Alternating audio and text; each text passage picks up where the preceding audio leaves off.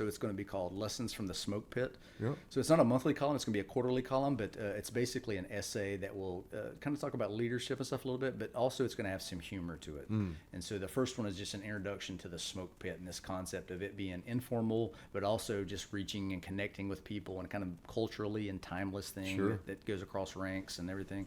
So yeah, that'll the March 25 issue of Leatherneck magazine will be Lessons from the Smoke Pit. So That's awesome. I'm definitely y'all make sure you pick it up. Adam's phenomenal writer. I appreciate it, man. Everything that I've read has struck me in like my feel chords where it was supposed to. So whatever you're doing, the emotion is coming with it for sure. I appreciate it. I think I'm more of a storyteller than a writer, and so I write the way I tell stories. Sure. And the project I'm working on right now is I'm working on a book of short stories. I think I'm going to call it Laughing and Crying as a U.S. Marine.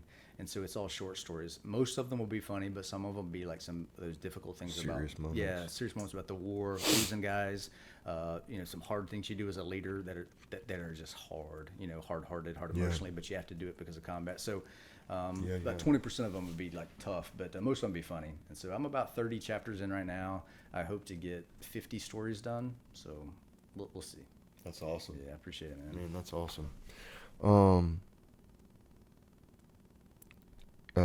Advice to anybody that's hitting right now at any level, you can choose. What would you tell them? And I say hitting, I mean they're training. A lot of the combat slowed down a little bit. Maybe you have some SF going down to do cartel work, and outside of that, there's not a whole lot for the regular grunts going on, but it's coming again. Yeah, right now we're maybe at the lull between a fight. It probably doesn't feel like a lull with your op tempo and training tempo, but a fight is definitely coming. And what I would tell folks is the number one things to do is that relationships matter. I wrote that essay that said I had the best squad leader in the Marine Corps. He never took me to combat. He got out before 9/11, but I wound up doing 3 tours in Iraq, and I stayed in Master Gunny, and I became the Marine that I became in large respects because of that squad leader that I had before combat.